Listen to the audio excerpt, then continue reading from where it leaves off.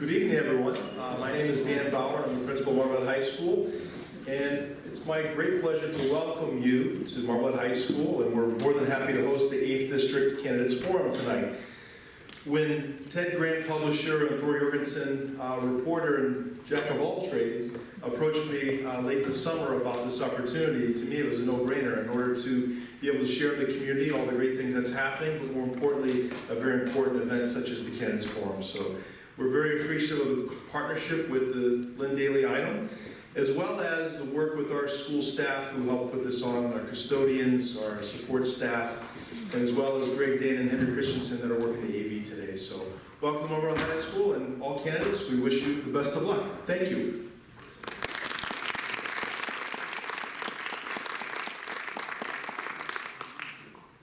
Thank you, Principal Bauer, and for the Marblehead Schools for hosting tonight's forum.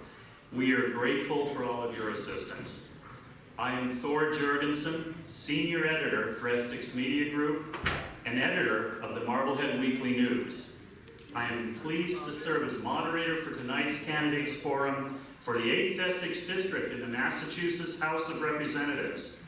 Our hoped-for hour-long forum will have 4 parts. Opening remarks by each candidate, a round of questioning with each candidate asking another candidate a question. Answers are limited to 2 minutes. In the second round, I will ask each candidate a question with responses restricted to 3 minutes. Closing statements will conclude our evening. My colleague Susan Conte will be tonight's timekeeper. She will signal candidates when 10 seconds remains on responses by holding up a yellow card. You will get the bell when time has elapsed. Without further ado, let me introduce our 8th Essex candidates. Jenny Armini,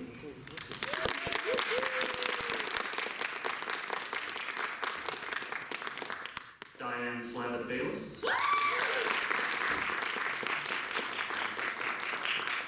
Tristan Smith,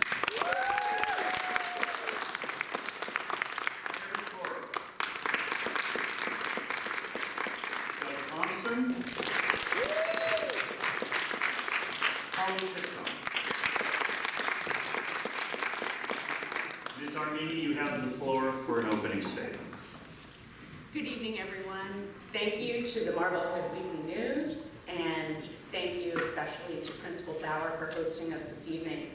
I know from personal experience that Dan Bauer is the model of an education leader, and I'm so proud to have him as the principal of Marblehead High School. In fact, I'm thrilled to have our final forum here because this is where my daughter goes to school. This is where her peers go to school, and it's to secure their futures that I'm running for state representative. I have deep and broad experience professionally and personally that I want to bring to bear as a state representative. Yes, I worked on Capitol Hill and I worked on Beacon Hill. I've created legislation and I've built the coalitions to pass it. I shaped public policy at NASINC, the state's nonpartisan think tank. And I fought for reproductive rights in Congress and at Planned Parenthood. But you know, after my family came along, I had to pivot, and I created a speechwriting business. And I was so fortunate to attract former governors, CEOs, and university leaders. And a lot of my work was in translating public policy for them. So I have this very deep experience, but I also have amazing relationships. And you know, in this line of work, relationships matter. State representatives aren't just policy wonks. They have to build relationships in the community and with their colleagues. And I am proud of the relationships I've built over 17 years I've been in this community and I look forward to amplifying ththose voices on Beacon Hill. Thank you. Ms. Davis.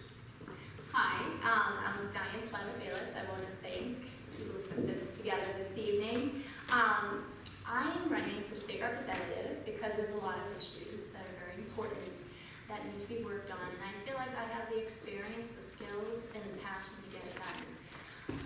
My family and I, we live down the street on Tyser's Lane. Between my husband and I, we have 4 children. My youngest will be attending village school next week, starting in 6th grade. And and I'm a full-time immigration attorney.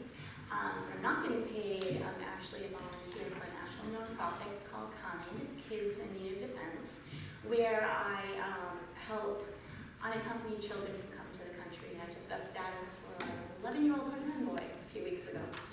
And I am also a surfer with a love of the ocean, and that's why a lot of my focus is on the environment.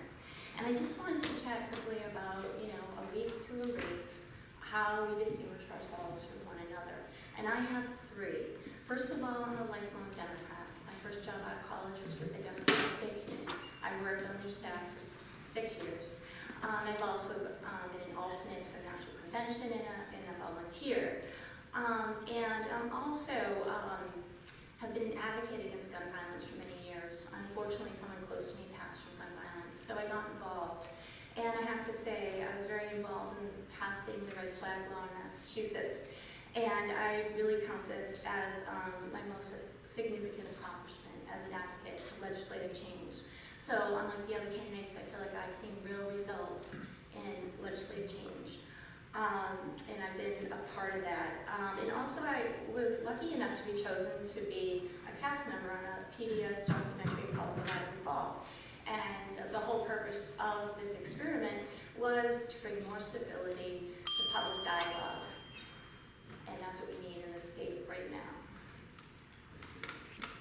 Mr. Smith. Thank you very much. Thank you all so much for being here tonight. Thank you so much to Essex Media Group and the Marblehead Weekly News for putting together tonight's forum. And thank you to my fellow candidates for joining me up here one last time together. My name is Kristen Smith, and I'm running for state representative. Over the course of this campaign, knocking on over 6,000 doors across the district, 2 things have struck me. And the first is that people are very willing to share their personal concerns and experiences with me. And the second is that people want to know what distinguishes me from the people running against me in this race. Simply put, they want to know those differences in values and transparency, in vision and in passion that make me, in fact and in substance, not just a good choice for voters this year, but the best choice for state representative for Marblehead, Swampscott, and Lynn. I'm extremely proud of the platform that my team and I have put together, looking at the issues that affect all of us. People are rightfully concerned about the effects of climate change on our planet and in our district. People are rightfully concerned about our public transportation woes that in many ways have come to a head this summer. People are rightfully concerned about a housing crisis that threatens to price out entire generations from being able to live on the North Shore. And people are rightfully concerned about education. Not only K-12 education coming out of COVID, but the defunding of public higher education. I look forward to tonight's discussion as a robust chat about these issues that affect all of the people across Marblehead, Swampscott, and Lynn. Thank you. Ms. Toro. Hello, everyone. Wait 1 minute. Thank you for being here tonight. 1 minute. My name is Terry Toro. Wait 1 minute, please. I'm sorry, what? Wait 1 minute, please. I have to wait for the timer. Okay. I'm gonna read. Sorry. I'm sorry.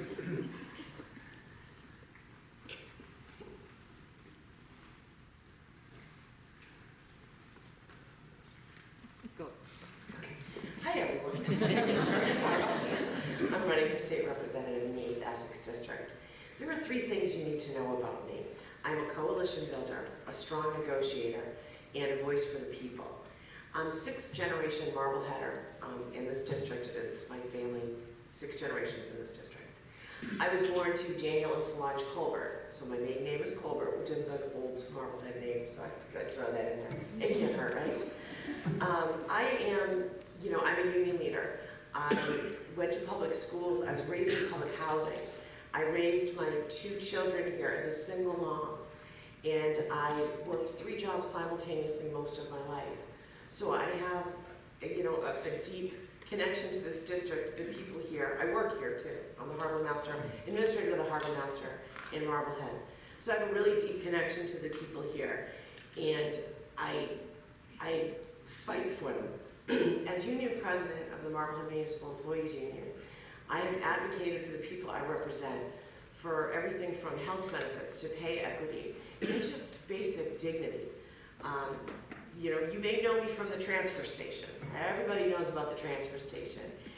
I have spoken truth to power about that, and I was instrumental in bringing awareness to the fact that $6 million was missing and there was no building, and my people were working in rat infestation and live electrical wires. So there's also been issues at Widger Road with asbestos exposure, which affected the public and the employees, and I've brought that to light. I speak truth to power. I speak from my heart, and I mean what I say. I'm not just up here telling you what I'm going to do. Just Google me. I'll show you what I've done. I am here to fight for the people. It's about the people of the 8th Essex District, and there's no better choice than me. So vote for me on September 6th. Thank you, everybody. Ready? Yep. Okay. Likewise, thank you very much for the organizers of this event. My name is Doug Thompson, and I'm running to be your next state representative to deliver large-scale change on the problems that we've all heard about and talked about throughout this campaign. I'm uniquely qualified to actually deliver these large-scale solutions. I grew up in a working-class union family, and we went through tough times, and we had help to get us through those times. And that is a very, very powerful experience for me that has set me on my course in my life and my values, my democratic values. I helped put myself through college, first in the family to go to college, through graduate school, earned a master's in public policy at the Kennedy School, and then began a career in healthcare. Ultimately became Chief Financial Officer for the state Medicaid program, where I managed an $8.5 billion budget, almost half the state budget, through the entire legislative process, proposing the budget, moving it through the legislative process, managing the budget, multiple times. Having to negotiate with the federal government, large health insurers, hospitals, etc., to keep costs down and to keep quality of care high.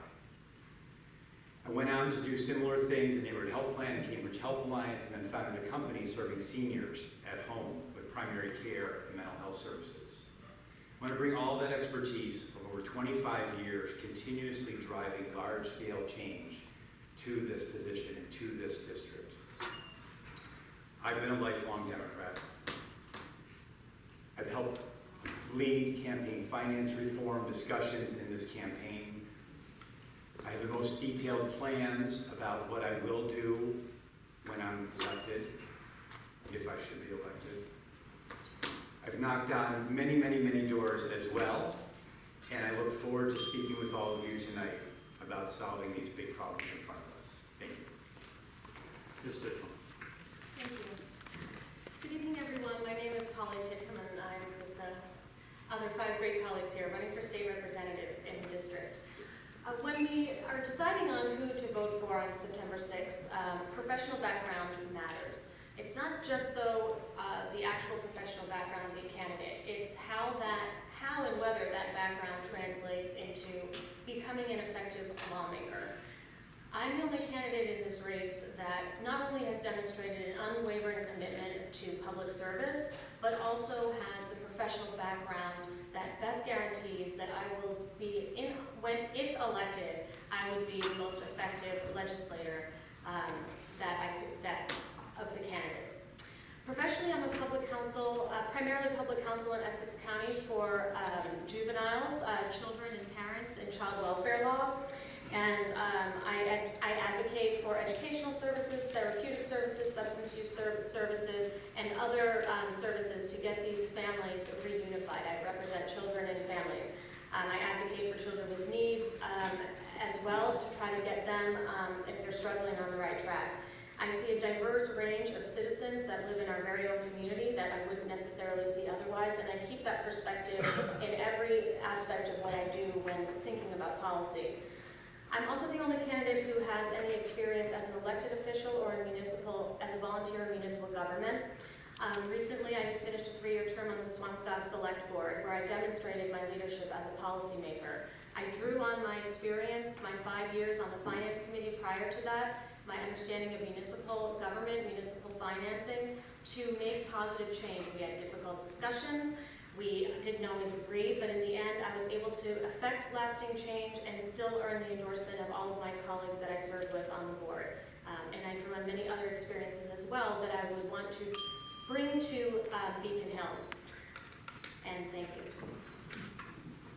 For our first round, we will reverse the order of response and start with Ms. Tidkin asking a question of another candidate.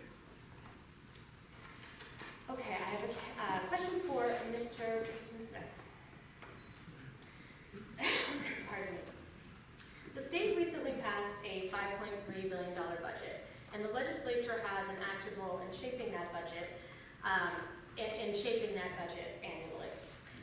What personal and or professional experience do you have that qualifies you to fulfill this role as somebody who helps shape the budget, including experience such as reviewing and amending annual budgets, prioritizing capital and operating needs, weighing competing interests, and negotiating conflicting priorities? Well, thank you so much for the question, Paulie. I was told I can't look over there because this is my mic, but I am responding to that. Excuse me That's for okay, thank looking you. this way. But I think it's a very good question. First, I have been very involved in Swampscott politics as well. I am an elected member of town meeting, in which that's exactly what we do. We look at the budget and we discuss the proposals and the competing interests and pass it in a large legislative body.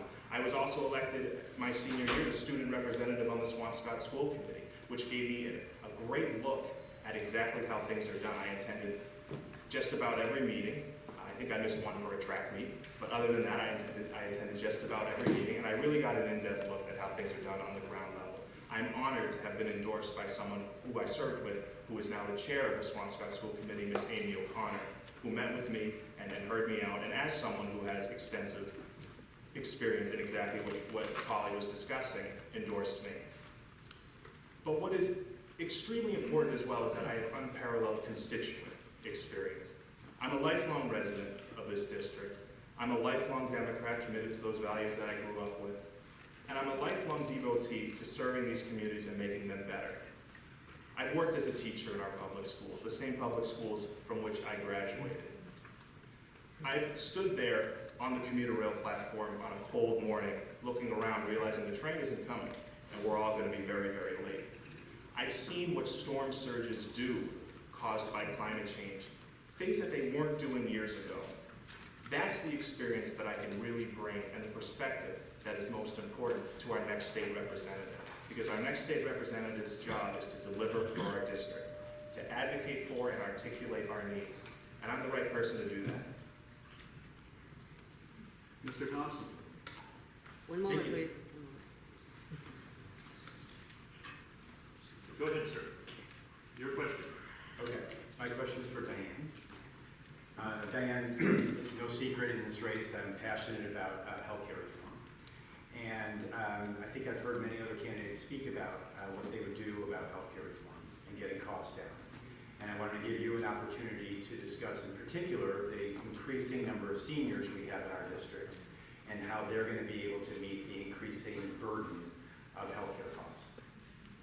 Okay, so with healthcare, I realize it is something that we need more people to oversee, especially elderly healthcare, and also access to healthcare. And I know you're not just asking about anybody, but of course, co-payments. That is tough to get access to healthcare when you can't afford to go, especially for the elderly, to go and get your medicine and afford your medicine. So we really need to bring down the costs of that. And we also need to have better oversight of our healthcare. I mean, nurses are leaving, 60% were polled and saying they want to go somewhere else, which I can understand. They've been through a lot with COVID. we really need to bring our nurses back by maybe some incentives. And we also need to oversee our healthcare, especially for our elderly. I have personal experience at this. My parents were both in rest homes at the same time. My father was dying and my mother was very ill. There were 9 of us in my family, 9 kids, and we all took a shift. We all knew exactly which shift needed to be covered because there was not good oversight of care. And I remember running into a friend who was a nurse, and I thought, I didn't know you were a nurse here. And she said, I'm not. I'm hired to personally oversee another patient. And she said, you are so lucky to have a large family to do this because a lot of people can't afford this. So we really have to focus on maybe incentives for people in rest homes and nurses and things like that to, make more money, loan forgiveness, whatever it may be, to bring more people into this profession and really care about what they're doing. Ms. Dorr? My question's also for Diane, sorry. I think it's right. So, I know that, I've lived in this district all my life, and it was a hard decision for me to decide to live. It was a very complicated decision. I agonized over it. I'm just wondering, where you only lived here for, I think, less than a year, maybe, you can let me know. What made you want to run to represent this district? Well, I feel like I've spent my whole life preparing for this job. Like I said, I started out from college. I was on staff in the pregnancy committee, helped build coalitions. I went to law school. I work and I navigated my clients through bureaucracy, and I love constituent services. But to tell you the truth, I really have a connection to this district. My husband, for example, Amos McClokin, when his parents got divorced, his father moved to Marblehead. And he pretty much grew up here. He played basketball and tennis at the courts at Our Lady of the Sea. And our kids actually played tennis there last week. And I had a great connection, and his father lived on Front Street. Went to the Barnacle all the time, and my family knew about the Barnacle as well, because I'm the daughter of a harbor master. And, if we weren't on a boat on a Sunday, we were headed up to boatyards. And we would start from Newport Harbor to Boston. We always visited different ones, and Marblehead was definitely included in those. As Terry, you might know, working for a harbor master, there's a lot of relationships with people right up the harbor, as far as, whatever it may be, mostly friendships, actually. So, we were in Marblehead a lot. And I always lived in the North Shore. I've never left the North Shore. I've lived in Topsfield, Newburyport, and I've always lived on the water. And I have found a place where I definitely want to settle for the rest of my life, and for a job I always wanted, and I feel I'm very prepared for. So I would love to represent this district, the 8th Essex District. Thank you. Mr. Smith? Thank you very much. My question is for Paulie. One thing that you've been very passionate about discussing on this campaign is how difficult and how structurally difficult it is for you as a single mom. What are some reforms that we can all get behind to make it easier for folks running for office?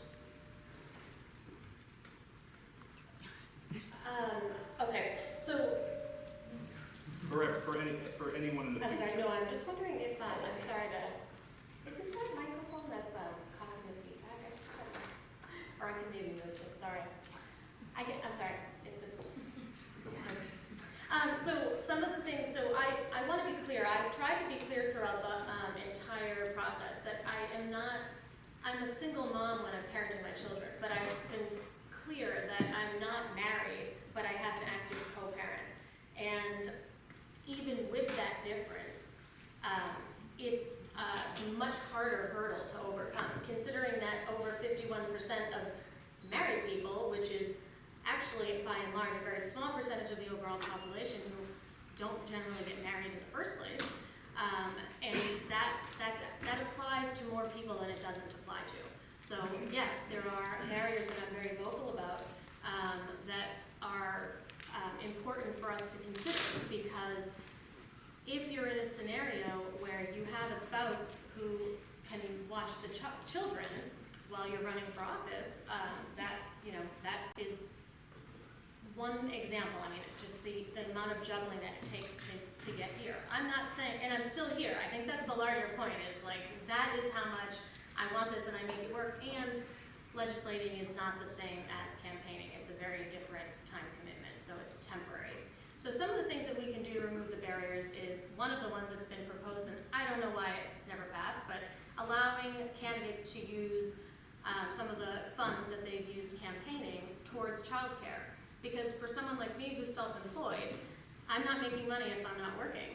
And so not only am I not earning money during the time that I'm campaigning, but I'm actually going to spend money from my account on childcare services because I can't raise money and use that for that. So it's a double negative effect. And if I didn't have a mother who lives close by, who didn't have her own needs to tend to, and again, a co-parent who's very engaged, then that is a barrier that is just unacceptable. We need diverse voices in the legislature, and very simple things like this prohibit and inhibit women like me with any slight change in circumstance from running. Thank you. Please. I have one question for Doug. Now, you have made contribution loans to your campaign, as we can see, up to $41,000. That's more than some of us have spent in total on this campaign, and also being a state rep campaign is a little bit surprising to me. But my question is, why have you waited until 2 weeks before the primary to report the contributions from your personal wealth to self-finance your campaign? Well, thank you for the question, Diane. I'm really surprised you asked me.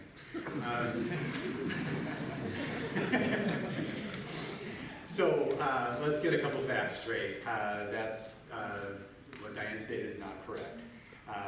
Much of this was reported long ago, and the rest of it was reported even early before the deadlines of when it was supposed to be reported. This has been something that's very important to me, to be able to do this right. And a number of us had conversations earlier on in this process about what it was going to cost to do this. And I knew how much that was going to, what would be possible to fundraise in general and what would be required of me personally. I've worked very hard my entire life to be able to save. I've talked about my background. And this is so important to me that I've made that investment in myself in this campaign. And to make sure that I'm not taking contributions from others that would influence me, it's important that I have that independence. So I think what's the broader question here is that I think we all agree that we need significant campaign finance reform. And in many ways, that is really the root of the problem here. We've talked about this in the beginning, and I called for it early on. Not only getting lobbyist money out, but we need really public financing of campaigns.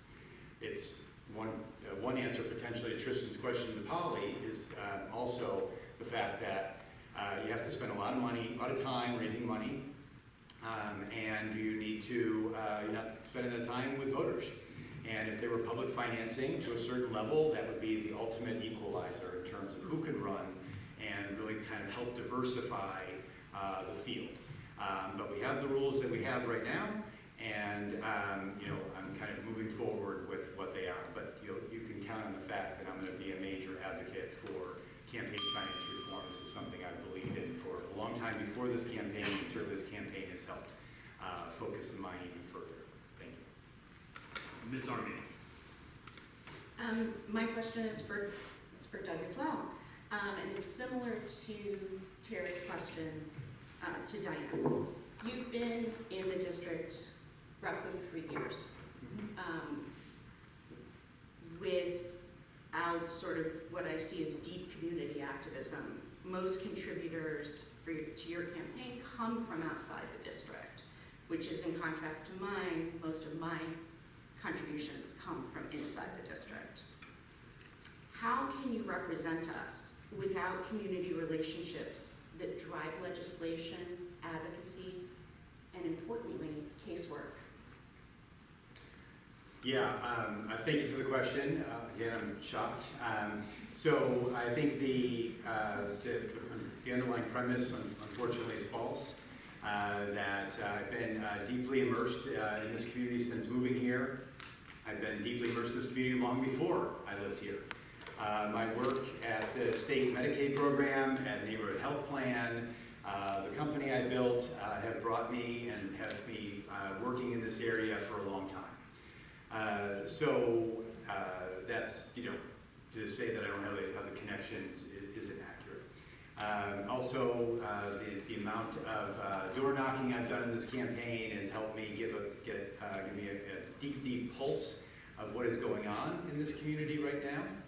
And I think that unlike some other candidates here, I don't have a deep connection with one community or the other, which might play out in an unfair way going forward. I actually have a perspective and a balance between the different communities and their needs. My daughter goes to school in Lynn. I live in Swampscott. I spend a lot of time in Marblehead. So I think the insinuation that I don't really necessarily understand what's going on in the community is false. And I look forward to representing all of this district equally. Thank you. Thank you. I'm going to stand for this round. I feel like I'm hiding behind the podium. My first question is to Ms. Armini. The proposal to add bus lanes to the Linway, is it an imposition on commuters who may in fact lose a traffic lane on an already congested road? Or in your view, is it a benefit? That is an interesting question. We have to start changing our view of transportation and what the different modes of transportation that we can use to get where we need to go. So, for instance, a lot of people like to bike to work. They would love to have a safe way to do it. That would take cars off the road. Fantastic. The other is the ferry, which hopefully will be back in Lynn. That is another way, again, taking cars off the road, getting people to Boston to go to work. So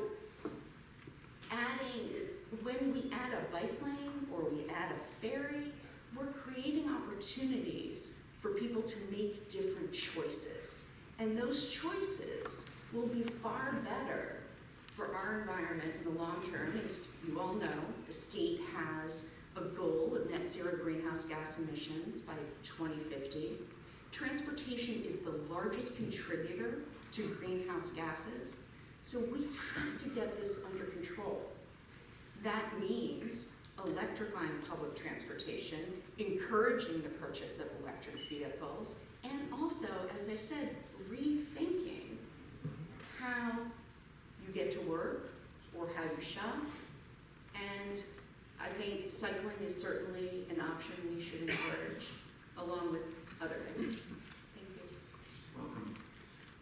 Ms. Bates, the legislature at the end of the last session was poised to provide $1 billion in tax relief for Massachusetts residents until the governor pointed to a 1986 law that he said would send $3 billion back to the voters. If you were in the legislature, if you were in the House, would you have pushed for the $1 billion package or agreed with scrapping it? Can you just say the last part again, if I were what? If you were in the House, Yeah. would you have pushed for the $1 billion relief package, or would you have agreed with the governor or taken his warnings into consideration, agreed with the action the House in fact did, which is to scrap or shelve that $1 billion package? Right. I mean, the tough part is, of course, we need tax reform, but a lot of people that put into that may necessarily not be getting the money out. People who don't pay taxes and doing certain things. Now, this is a tough one. I haven't made my decision on this yet.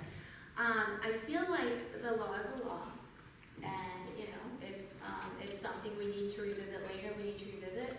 But I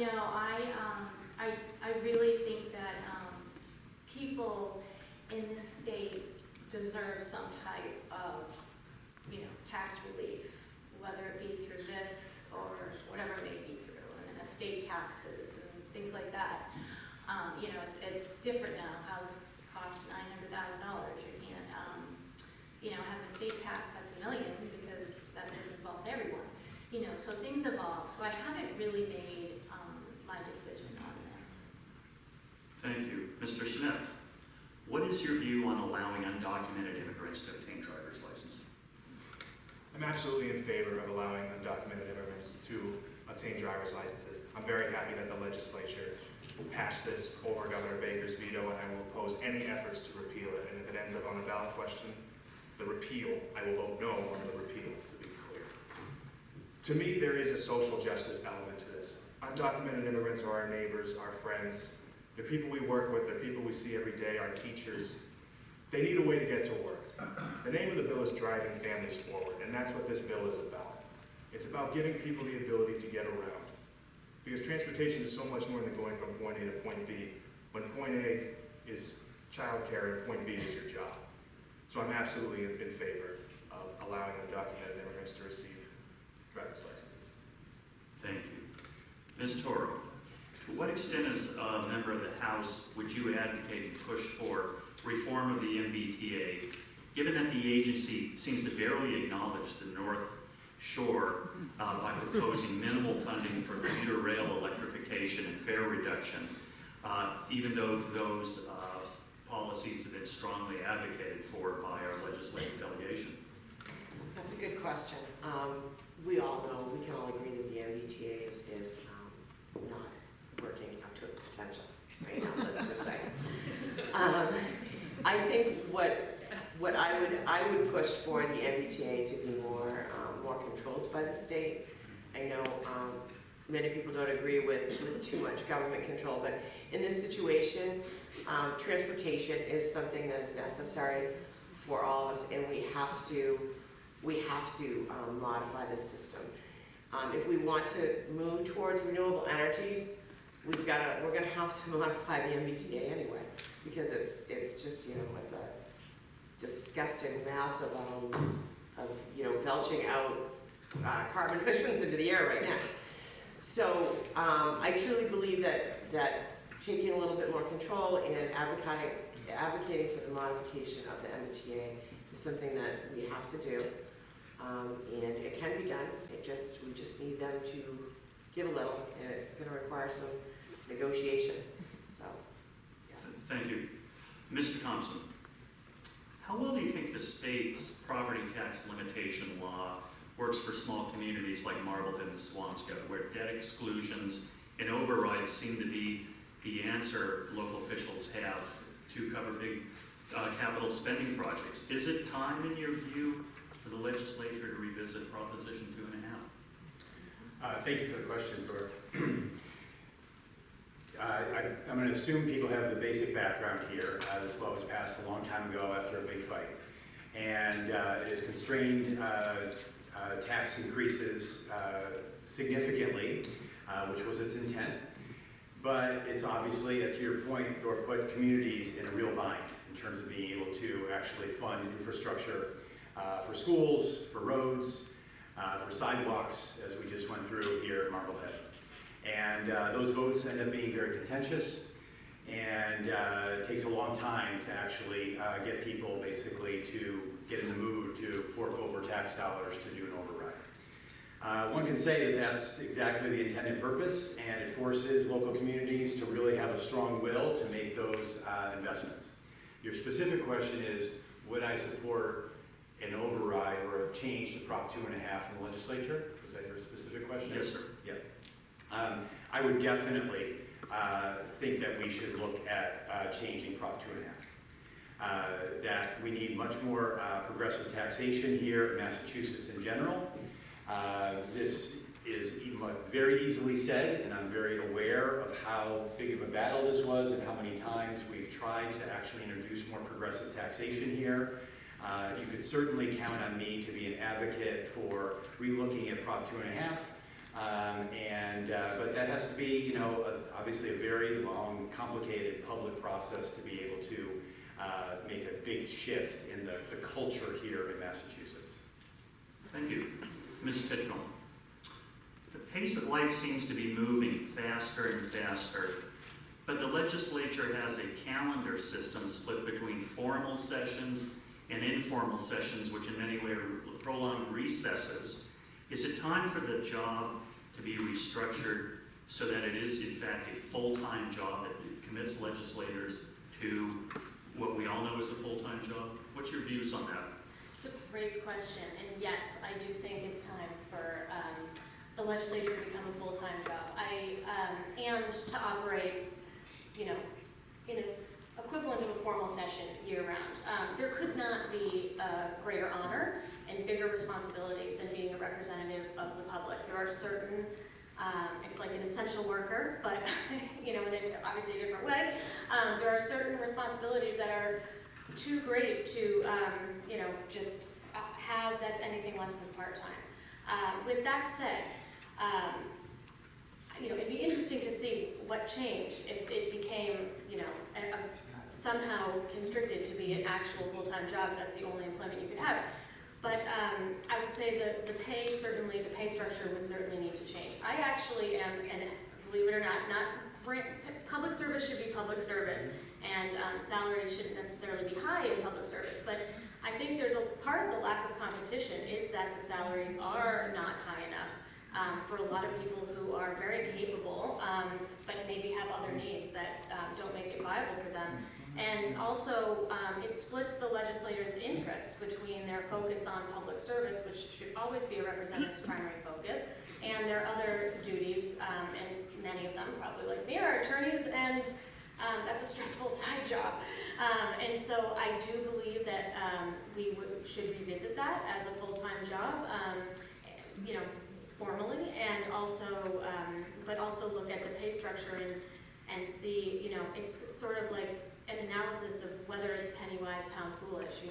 What are the longer-term economic and social impacts of having legislators who are split in their dedication as a result of a financial need, versus just increasing the salary by $20,000 per legislature. It's a random number, and making it a livable wage. Thanks. Thank you. We have arrived at the closing statement portion of our evening. We begin 2 minutes. Ms. Tidkin. Thanks. So just to Tristan's question, I was so focused on stressing inequality of these things because I'm so passionate about it. I'm not embarrassed by my own circumstances, and I know people have a hard time speaking about that, and I'm always honored to be able to be a voice for people who can't be a voice. And so I didn't quite answer. Doug did, though. I just want to note that Doug's campaign finance reform, he was absolutely right about that, and public campaign financing, at least in part, would definitely be another part to that answer. So we are definitely in a crisis of times here. I feel like every generation says that, but it's actually true this time. And we need somebody who is going to be an effective, experienced lawmaker, not just experienced because of the background, but because they've demonstrated the ability to lead. We've talked about we've talked about the crises of our times, and we all agree on those: public transportation, housing, climate change throughout the campaign, right? But we have short-term solutions to those. The legislature does a pretty good job in Massachusetts of pecking away at those short-term problems. But what underlies all of that is long-term structural deficiencies. We have a history of discriminatory legislative practices that created the economic inequality, the large gap that we see today. There's other things that are perpetuating that and even making it worse. But until we get to that underlying economic inequality, I don't believe that we're going to see changes in the structural issues that are perpetuating inequality, which then perpetuates all of these other critical issues we're trying to address. So it's not enough to draft policy and advocate for things that are just, economically neutral or racially neutral or, socially neutral. We have to actually have legislators who are anti-economic injustice and create legislation on a basis of that anti-injustice attitude. And I think that is how we're going to get there. I would be that leader, and I ask for your vote on September 6th. Thank you. Mr. Thompson. Thank you, and thank you all. This seems to have kind of gone by quite quickly tonight. And so I first and foremost ask for your vote on September 6th or before. I'm eager to serve as your state representative to deliver the significant progress that we need to make and has been bottled up for too long. I think we're all very aware through this process of how many issues people see that need to be addressed.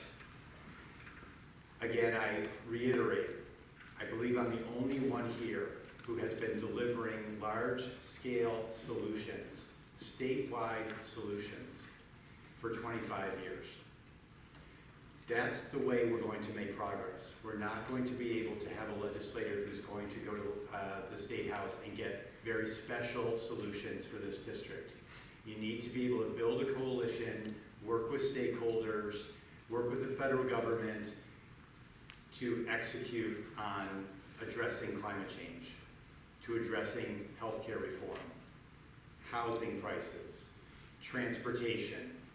These are all obviously very significant issues, and my background, having delivered large-scale change for millions of people here in Massachusetts in healthcare, where I had to go through those processes in detail, year after year after year, making those things a reality, is the same level of commitment and depth of experience that will be necessary to affect change. That's what I offer you as your next state representative. Thank you very much. I respectfully disagree with Doug on a portion of that. I do believe that a state rep is supposed to be that person that, you know, you can call to help you get your mother into senior housing. I've talked to Paul Tucker, I've talked to Jamie Belcito, I've talked to Pete Capano. They said most of your job is in your district and for your people. That being said, statewide change is very, very important. And I will, believe me, they call me the bulldog. That's what my union members call me. I will fight for that change. However, I don't see that one of 160 reps can make that huge statewide difference like that. But I think we can make a difference here in our own community. I want to jump back to the Lynn item question too, because for the short term with the MBTA solution, I thought of this afterwards, of course.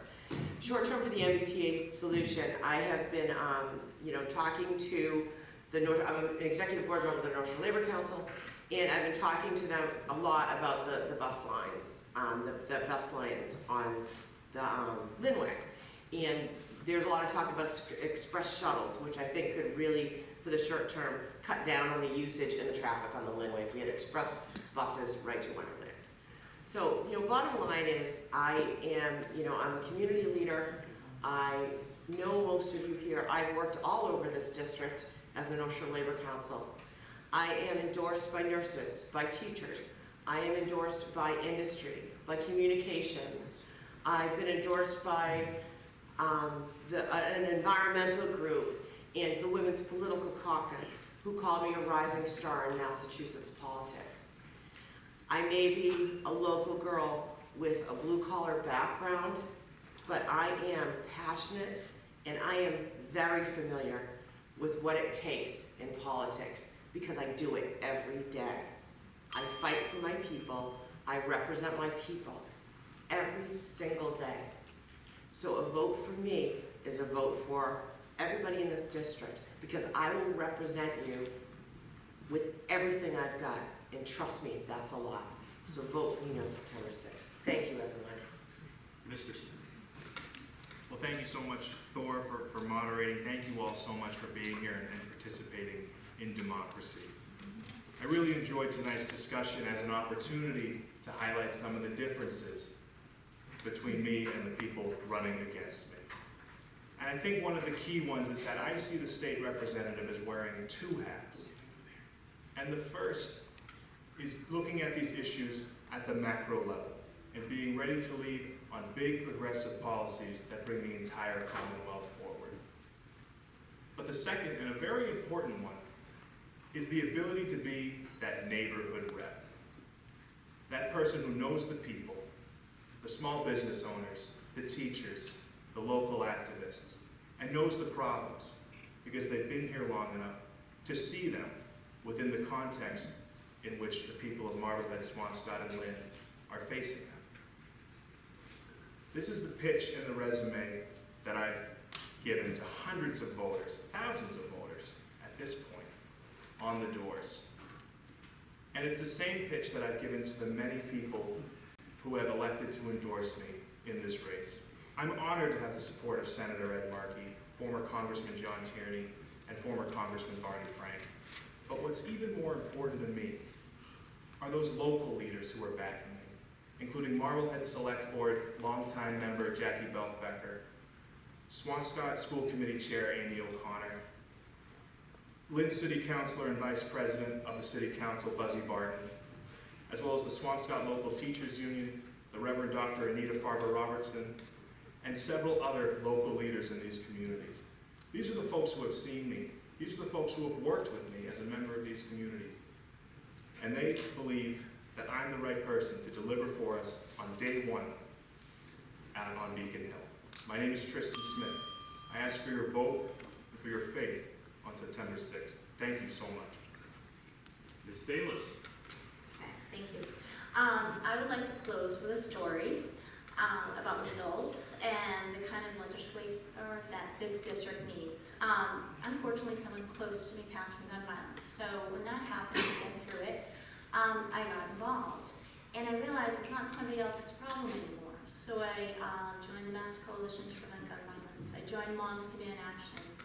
And when the red flag law came up before the state legislature, I actually testified before the Joint Committee on Public Safety, and I spoke at State House rallies.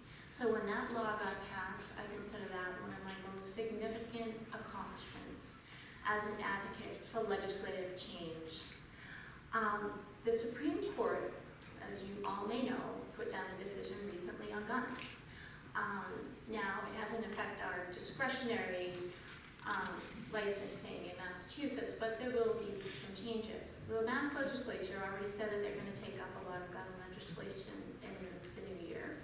I feel we need someone who is experienced in this subject and someone who's actually been through the impact of gun violence and someone who can passionately, provide for to make sure that we keep our strong gun laws in the state.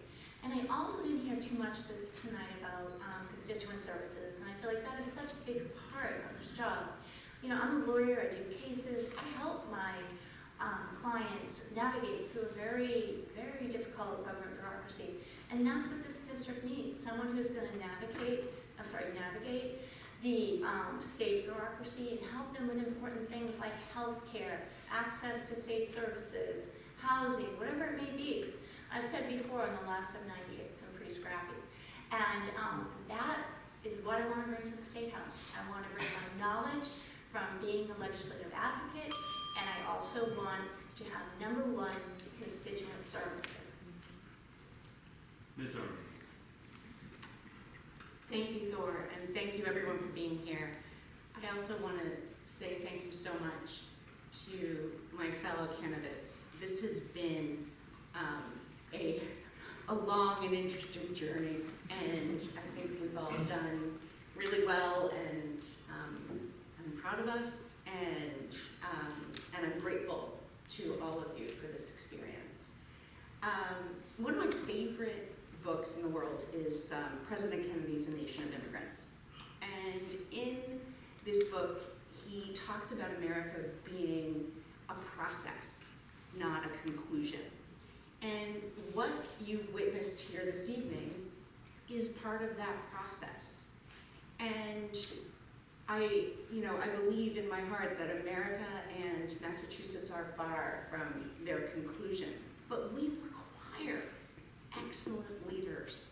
And I am sitting here this evening because I believe I have the skill and the passion and the ideas and the commitment to be that leader for the 8th Essex District. And I'm not saying this out of hubris, far from it. It's born of experience, and the experiences I've mentioned this evening. And that's, really what differentiates me from the other 5 amazing, exceptional individuals up here is my experience. I also remain grateful to the people I've talked with on the doors. Their raw honesty is humbling. It really is. Running for office is a privilege. I don't view this job as a stepping stone to anything but service to them and to you. So I will serve as long as you will have me. I am eager to get started, and that's why I humbly ask for your vote from now until September 6th.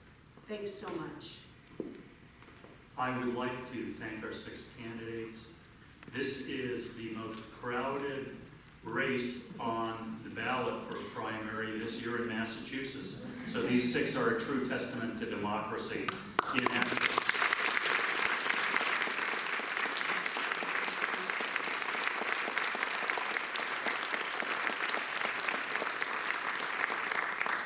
I would like to thank Dan Bauer and the Marblehead Schools, and most of all, thank all of you. So on behalf of Essex Media Group, Marblehead Weekly News, thank you and good evening.